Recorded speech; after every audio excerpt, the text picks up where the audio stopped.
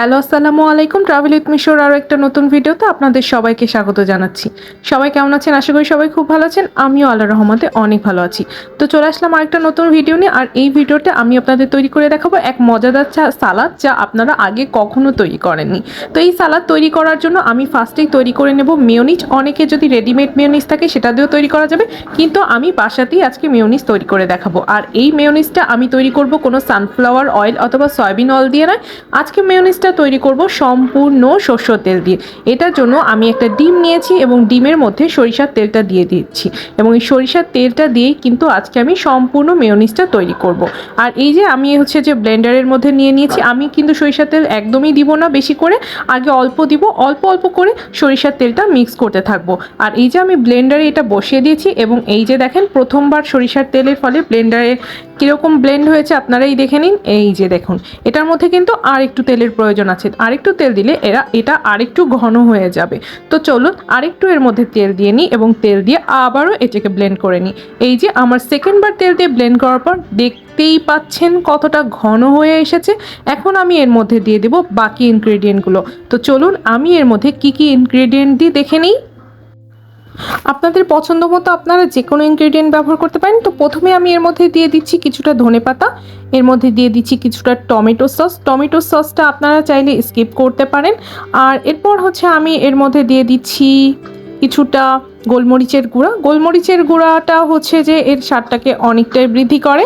এরপর আমি এর মধ্যে দিয়ে দেব কিছুটা ভিনেগার। ভিনেগার কিন্তু যে এইটাকে একটু টক টক ভাব আনবে। টক, মিষ্টি এবং ঝাল সব কিছুরই কিন্তু একটা ফ্লেভার এর মধ্যে থাকবে। এরপর আমি যেটা বললাম যে একটু ঝালের গুঁড়ি দিয়ে দিচ্ছি, তাহলে তিনটা ফ্লেভারই খুবই ভালো আসবে। এবং এর সাথে দিয়ে দিচ্ছি একটুখানি টেস্টিং সল্ট। খুব বেশি টেস্টিং সল্ট না, খুবই সামান্য পরিমাণে টেস্টিং সল্ট আমি এর মধ্যে দিচ্ছি। আর এই যে দেখুন, আমার কিন্তু সসটা একদম রেডি হয়ে গেছে। এটাকে খুব ভালো করে আমি কিন্তু ব্লেন্ড করে নিয়েছি। এরপর আমার বাসায় কিছু বাঁধাকপি কুচানো ছিল, এবং অনেকেই কিন্তু কোলাস্লার সালাডটা খেয়েছেন। এবং এই সালাডটা কিন্তু রেস্টুরেন্টে অনেক দাম দিয়ে কিন্তু আমাদের কিনতে হয়, এবং এটা যেহেতু অনেক মজার একটা সালাদ, এবং রেস্টুরেন্টে কিনলেও সেটা দিবে আপনাকে অনেক অল্প পরিমাণ। তো এখন এই শীতের সিজনে আপনারা বাঁধাকপি দিয়ে খুব সহজেই অনেক সালাদ তৈরি করতে পারবেন। তাহলে আর অনেকে যারা ডায়েট করছেন তারাও কিন্তু এই সালাডটা খেতে পারেন, শুধু চিনিটা আপনারা স্কিপ করবেন তাহলেই হবে। তো এই যে আমি কিন্তু আমার সেই কেটে রাখা বাঁধাকপিগুলো একটা বাউলে নিয়ে নিচ্ছি, এবং আমার এখানে কিন্তু সসের মধ্যেই সব কিছু ইনগ্রেডিয়েন্ট দেওয়াই আছে, তাই আমি আলাদা করে এটার মধ্যে আর ওরকম কিছু দিব না। দুই একটা ইনগ্রেডিয়েন্ট, শুধুমাত্র কিছুটা চিনি, কিছুটা লবণ, এবং এই সাথে এইটা যেটা দিচ্ছি এটা কিন্তু গরুর দুধ লিকুইড।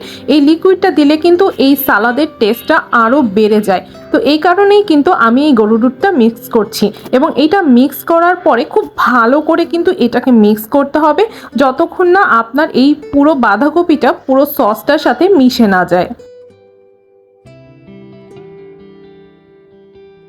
আর এখনই কিন্তু এই সালাডটা রেডি হলো না। এই সালাডটাকে কিন্তু আপনাদেরকে ফ্রিজে অবশ্যই সারা রাত অথবা 6 ঘন্টা তো আপনাকে রেখে দিতেই হবে, যাতে করে এই সব কিছুর যে বাঁধাকপির যে ফ্লেভারটা এই সসের সাথে খুব ভালো করে মিশে যায়, এবং বাঁধাকপির ফ্লেভারটা যেন ছড়িয়ে যায়। তো এইভাবে আমি ফ্রিজে সংরক্ষণ করার পরেই কিন্তু এই সালাডটা রেডি হবে, এবং এই সালাডটা কিন্তু আপনারা যে কোনো চাইনিজ আইটেমের সাথে খেতে পারেন।